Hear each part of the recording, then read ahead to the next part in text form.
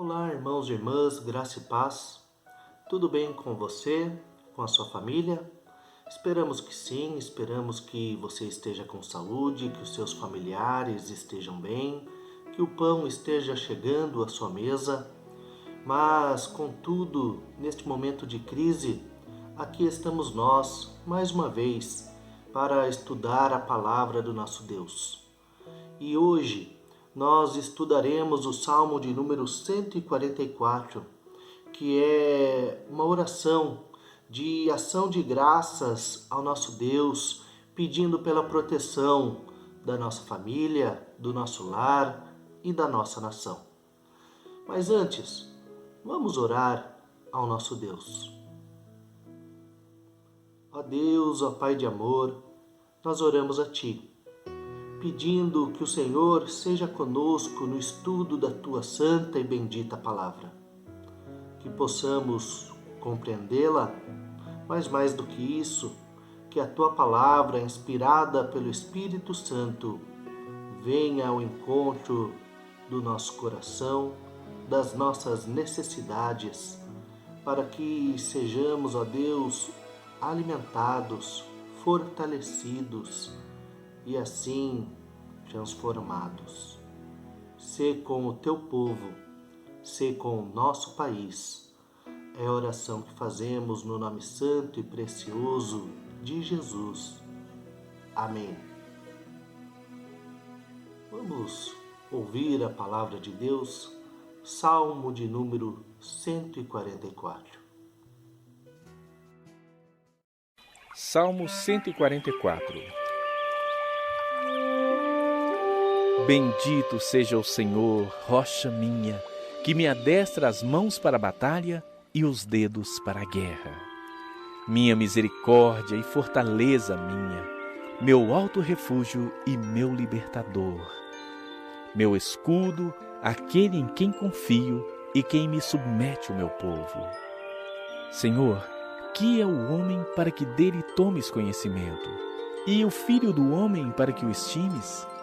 O homem é como um sopro, os seus dias como a sombra que passa. Abaixa, Senhor, os teus céus e desce, toca os montes e fumegarão. Despede relâmpagos e dispersa os meus inimigos.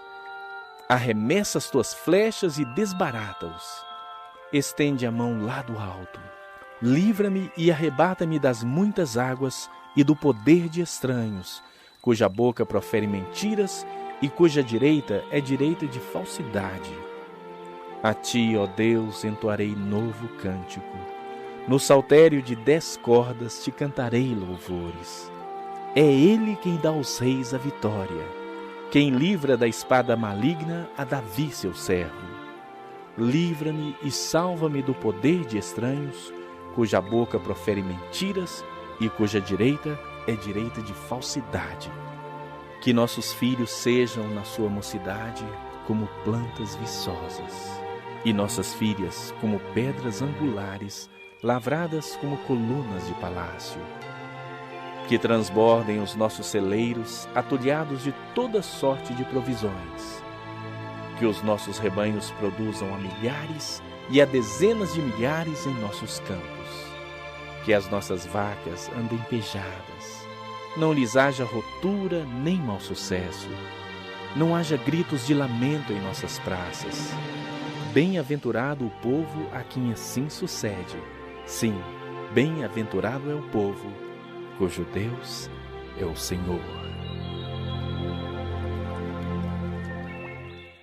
Dos 4 cantos desta terra,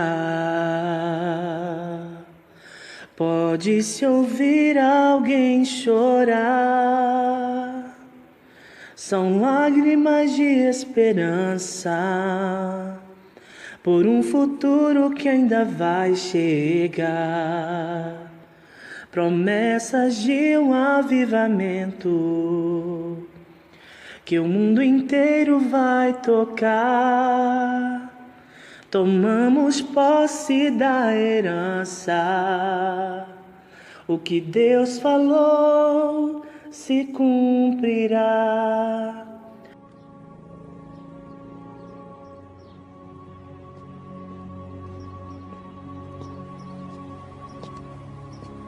Matt, quer carona? Não, meu pai já tá vindo. Acho bom ele chegar logo. Posso te falar uma coisinha? Pode? Acho que devia respeitar mais o seu pai. Por quê? Porque ele é seu pai. O senhor não conhece ele como eu. Eu nem tenho que conhecê-lo. Você tem que respeitá-lo porque é a coisa certa a fazer. Sabe, treinador? O meu pai nem gosta do senhor. Ele acha que o colégio devia procurar outra pessoa. Isso não vem ao caso. As escrituras falam para honrar seus pais e você só sabe reclamar. Ele só fica me dando ordem. Ele nem tenta me entender. Você não é responsável por ele, é responsável só por você. Tem que honrar Deus honrando sua autoridade. Acredita mesmo nessa história de honrar Deus e seguir Jesus Cristo? Acredito. Olha, eu não quero faltar com respeito, mas nem todos nós acreditamos nisso. Matt, ninguém está te forçando a acreditar em nada. Seguir Jesus Cristo é uma decisão que todos devem tomar sozinhos. Espero que um dia você perceba o quanto Ele te ama. Te vejo amanhã.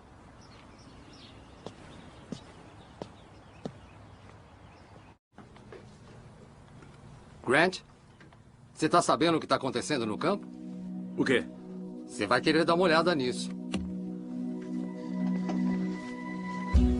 Nietzsche resolveu dar aula de Bíblia ao ar livre hoje.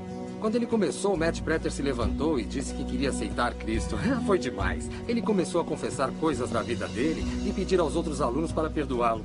Aí, de repente, Boris Dixon fez a mesma coisa. Os alunos se dividiram em grupos e começaram a orar um pelo outro, pedir perdão pelos pecados que cometeram. Isso começou há 3 horas. Eu não acredito que não está sabendo. Treinador?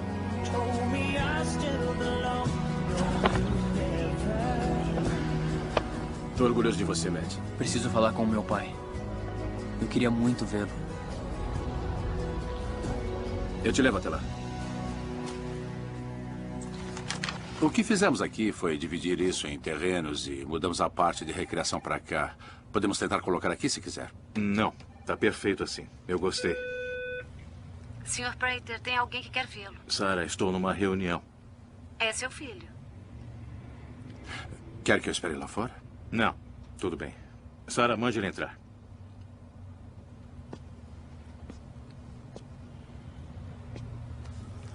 Matt, está tudo bem? Me desculpe, pai. Não sabia que estavam em reunião. Que foi, filho? Pai, eu só queria falar que sinto muito. Me desculpe pela forma que eu estava agindo. Hoje eu fiz as pazes com Deus.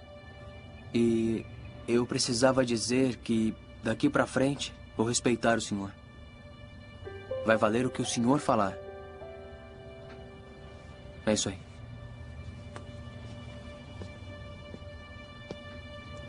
Eu posso voltar amanhã, se for melhor para você. Não, tudo bem. Desculpe, é que eu...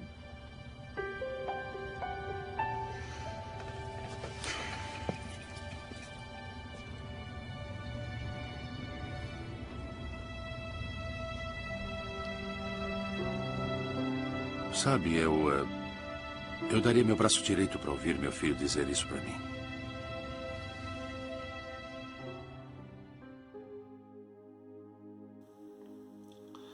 Irmãos e irmãs, graça e paz. O texto que lemos termina dizendo: Bem-aventurado é o povo cujo Deus é o Senhor.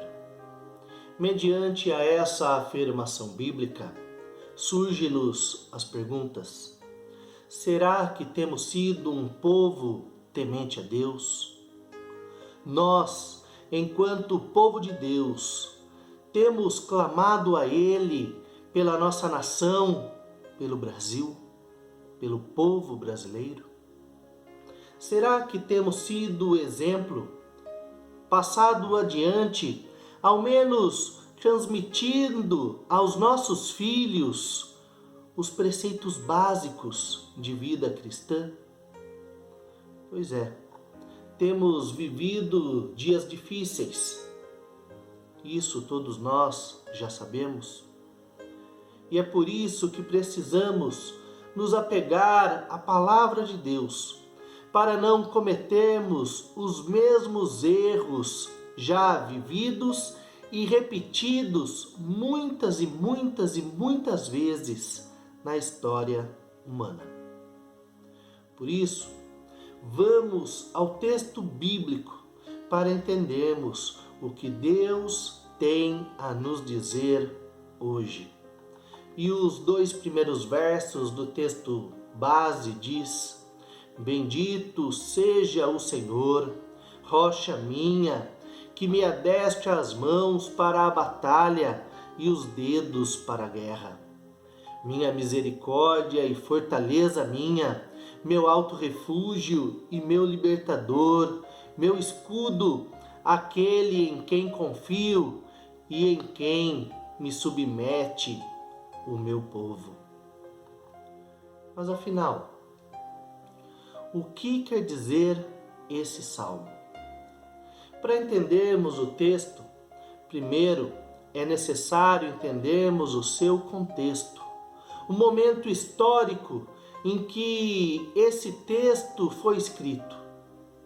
Na verdade, esse não é um salmo de Davi, mas é um salmo sobre Davi. A expressão "quem me submete o meu povo" nos remete ao fato histórico da rebelião de Absalão contra Davi. Ato esse registrado lá em 2 Samuel, capítulo 18. E essa foi a única vez na vida de Davi que o seu povo se rebelou contra ele. Vemos aqui então um grave problema político no povo de Israel. Costumamos falar do rei Davi como um grande guerreiro, como o homem segundo o coração de Deus. E realmente não podemos negar que Davi fosse um homem de fé e também um homem de carisma incomparável. Davi foi o único rei a governar sobre o reino do sul e o reino do norte. O único que conseguiu unir o povo todo, o povo de Judá, o povo de Israel, em torno de um rei. Como pessoa, Davi era admirável. Como guerreiro, Davi era impressionante. Como administrador, Davi era sem igual. Davi era uma unanimidade entre o povo e o seu nome transpassou a séculos, transpassou as gerações.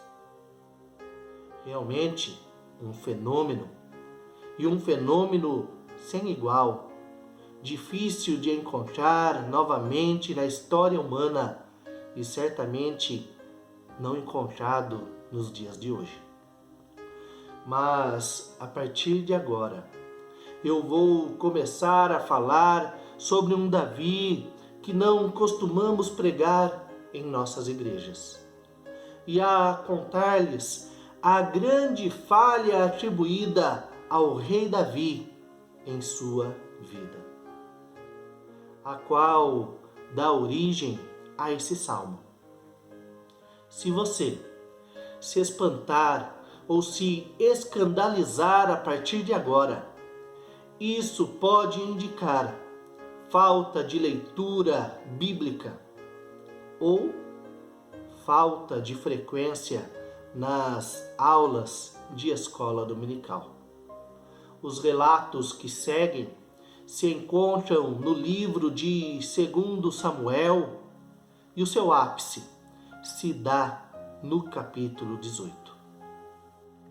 Davi teve muitas mulheres, como era costume da época, e também teve muitos filhos. Absalão foi o terceiro filho do rei Davi e o único com Maacá, de linhagem nobre, filha de Talmai, rei de Gessur. Com Maacá, Davi também teve uma filha chamada Tamar, que era admirada por sua formosura, por sua extrema beleza. Mas Davi, apesar de ótimo administrador, apesar de líder nato, não soube conduzir a sua família. E essa foi a sua grande falha. O filho mais velho de Davi, chamado Amon, ficou encantado com a beleza da sua meia-irmã Tamar e, acreditem, está na Bíblia, veio a estuprá-la. Absalão, que era irmão de Tamar por parte de Davi, por parte de Maacá, ficou indignado e planejou vingar-se de Amon. Esperou 2 anos e então convidou todos os filhos de Davi para uma festa. Enquanto os convidados comiam e bebiam, os servos de Absalão, já previamente combinados, assassinaram a Amon. Os seus irmãos, apavorados, fugiram para Jerusalém e contaram a Davi tudo o que havia sucedido, o que lhe ocasionou uma grande tristeza. Absalão fugiu para Gessur e ali ficou durante 3 anos com o seu avô, o rei Talmai. No entanto, Davi continuava amando a Absalão e esse desejava voltar. Assim ocorreu o retorno de Absalão e esse começou a planejar a sucessão do seu pai no trono, com ele à frente, já que Amon, o seu irmão mais velho, estava morto e ele era o único de sangue nobre. Mas Davi não se mostrava inclinado a passar o trono ao seu filho Absalão. Assim, após 4 anos do seu retorno, Absalão, através do seu carisma e através também da sua liderança, retirou-se para Hebrom e ali se autodeclarou rei.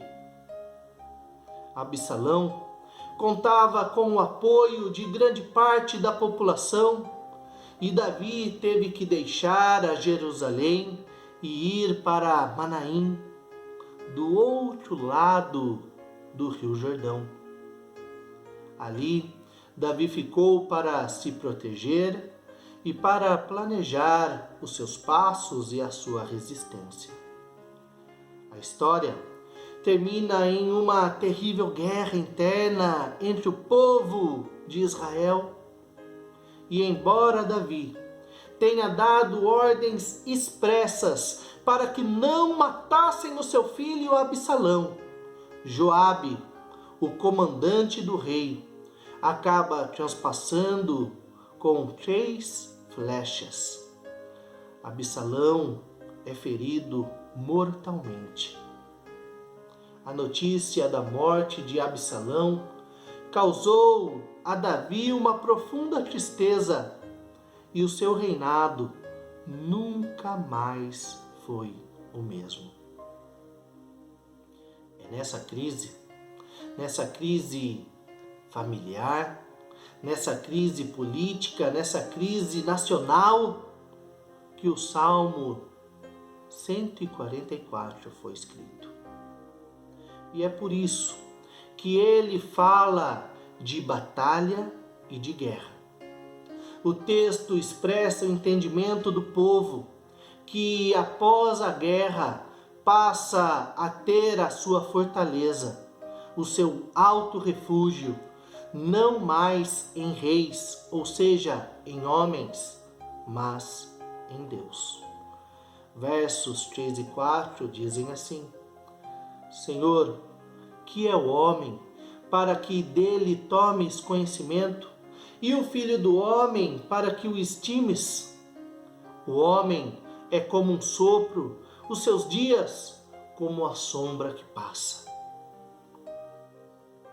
Nesses versículos, o povo reconhece que a sua esperança não pode estar baseada única e exclusivamente no ser humano, pois o ser humano, por melhor que seja, é finito e é imperfeito. Mesmo o homem mais fiel a Deus ou a mulher mais fiel a Deus é apenas um sopro, pois é Deus quem dá o sopro da vida. Mesmo o mais brilhante dos seres humanos, como era o caso do rei Davi, continua sendo apenas sombra, pois a luz, a verdadeira luz, é Deus. Os versos 5 e 6 representam essa confiança somente em Deus.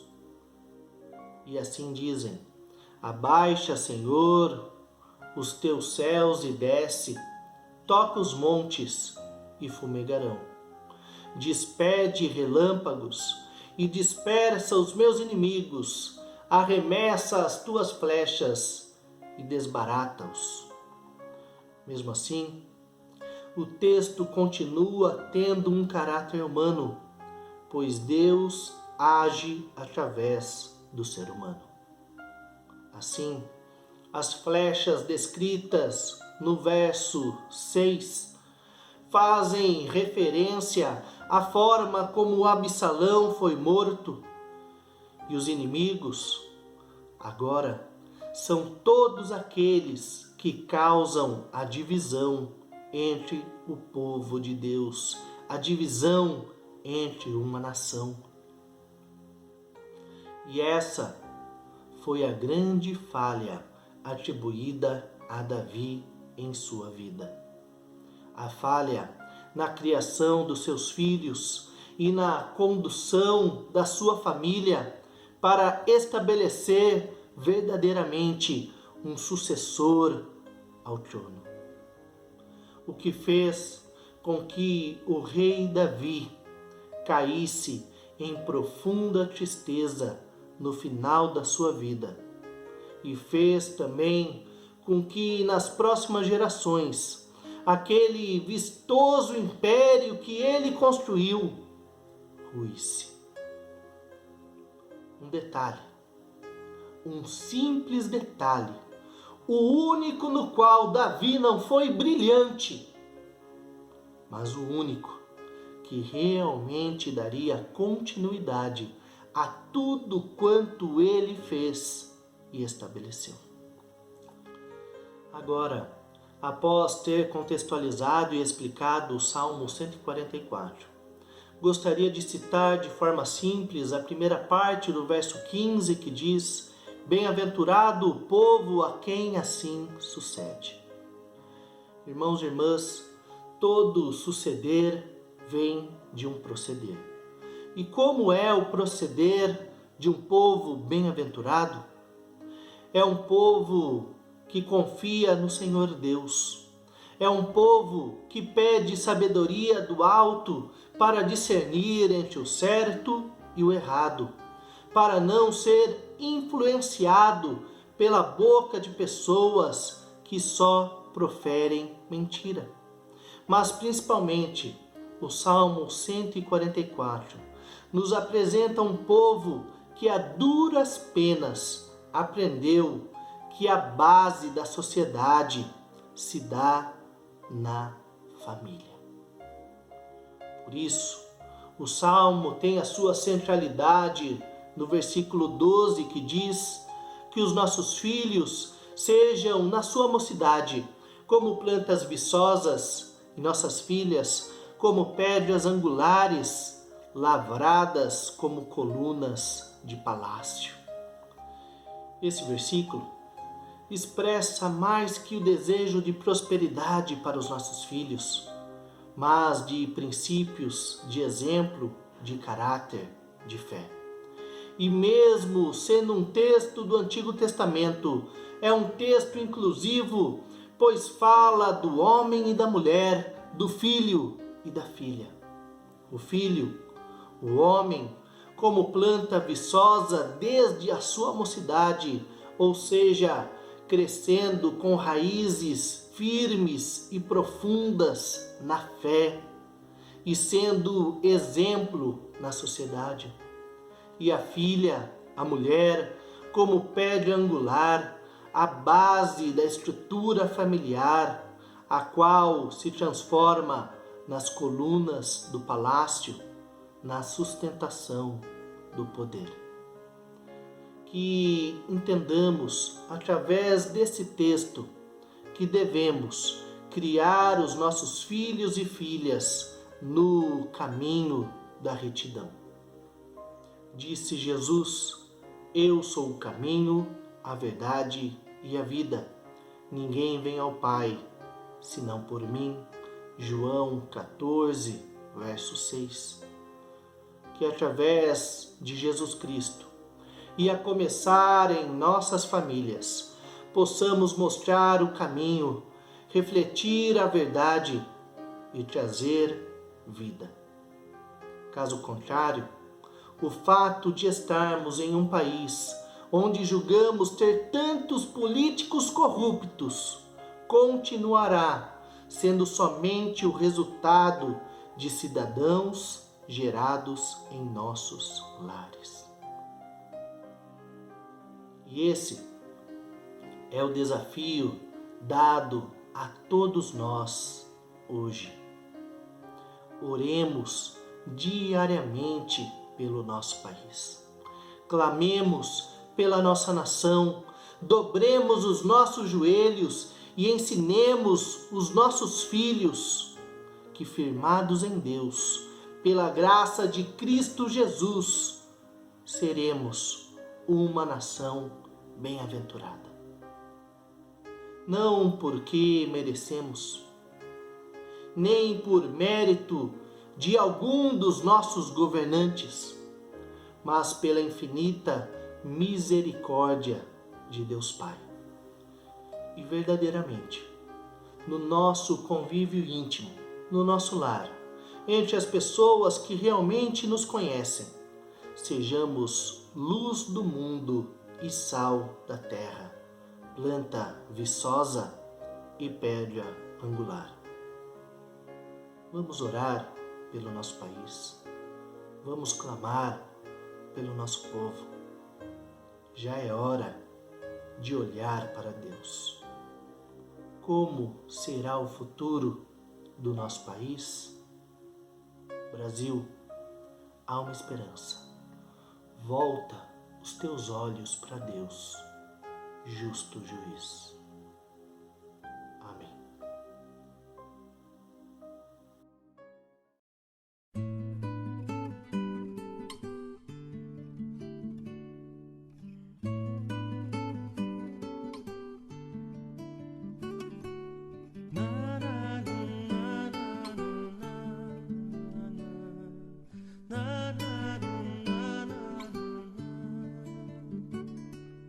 Como será o futuro do nosso país?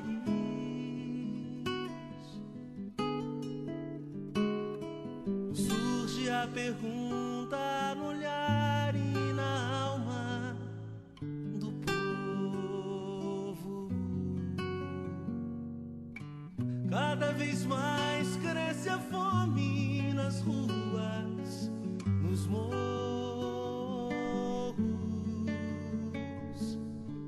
Cada vez menos dinheiro para sobreviver.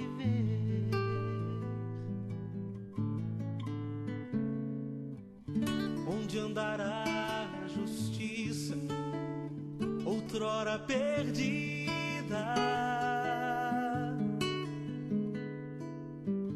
Some a resposta na voz e na vez de quem manda. Homens com tanto poder e nenhum coração.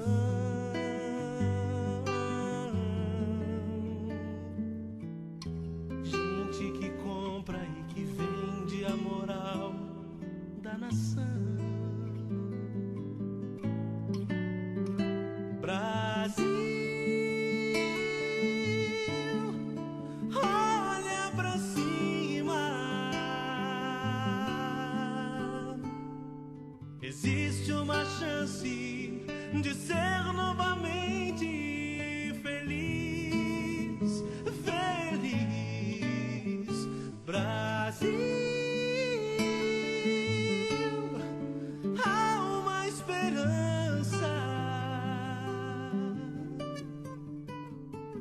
Volta teus olhos pra Deus, justo juiz.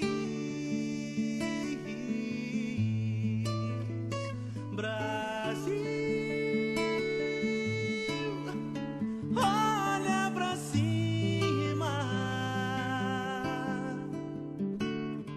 Existe uma chance de ser novamente feliz, Brasil. Há uma esperança. Volta teus olhos pra Deus, justo juiz.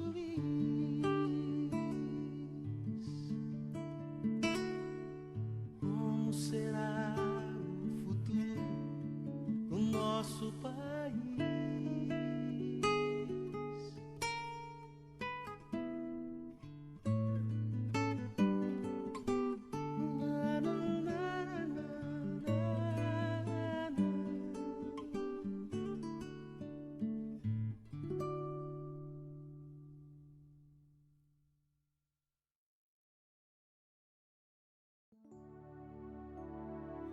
Irmãos e irmãs, chegamos ao final de mais um estudo e esperamos que mais uma vez a palavra aqui proclamada tenha sido edificante para a sua vida. Que possamos aceitar o desafio de orar pelo nosso país, de orar pelo nosso povo, de dobrar os nossos joelhos e clamar a Deus. E é isso que faremos nesse instante. Vamos orar ao nosso Deus, ao nosso Pai. Ó Deus, ó Pai de amor, oramos a Ti, clamando pelo nosso país, clamando pela nossa nação. Que possamos, ó Deus, ser transformados pelo Teu Santo Espírito, muito mais do que governantes, que sejamos um povo que se enxerga nas Tuas mãos, um povo que se une apesar de toda e qualquer diferença. Que sejamos, ó Deus, uma família na fé e que nos nossos lares sejamos a união perfeita no Teu Espírito. É a oração que fazemos clamando pelo Brasil, clamando pelo nosso povo, clamando pela Tua infinita misericórdia. E nós oramos no nome santo e precioso de Jesus. Amém. Que Deus o abençoe e tenha uma semana debaixo da graça de Cristo Jesus. Amém.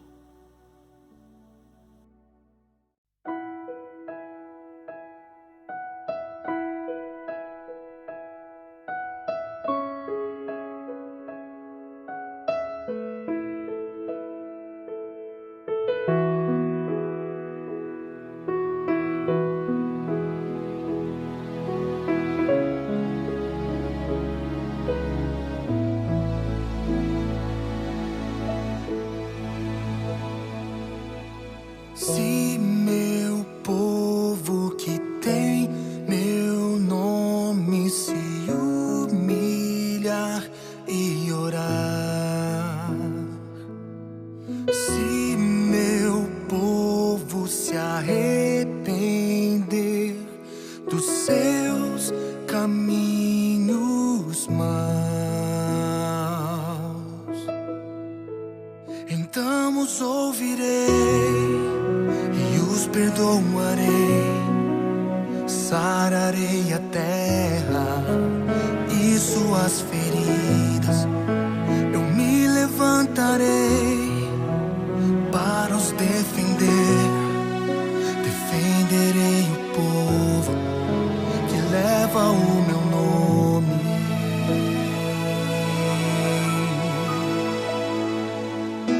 Se buscares a minha face ao invés das minhas mãos,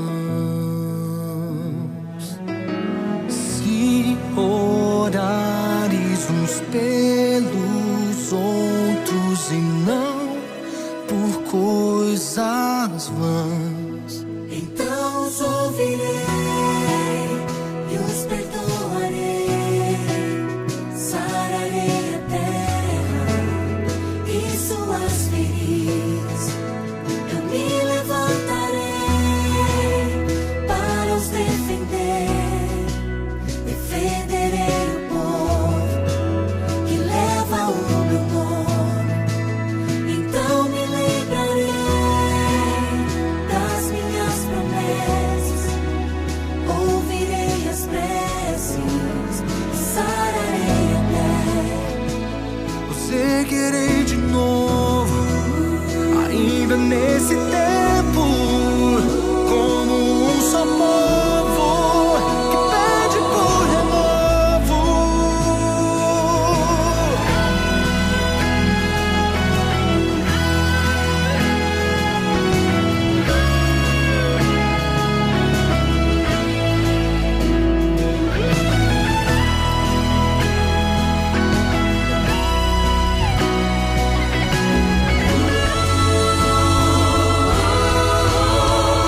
Então os ouvirei e os perdoarei, sararei a terra e suas feridas.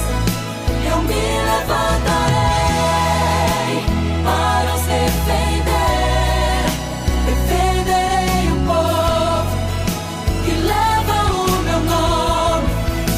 Então me lembrarei das minhas promessas, ouvirei as preces e sararei a terra. Eu seguirei de novo, ainda nesse tempo, como um só povo que pede por renovo.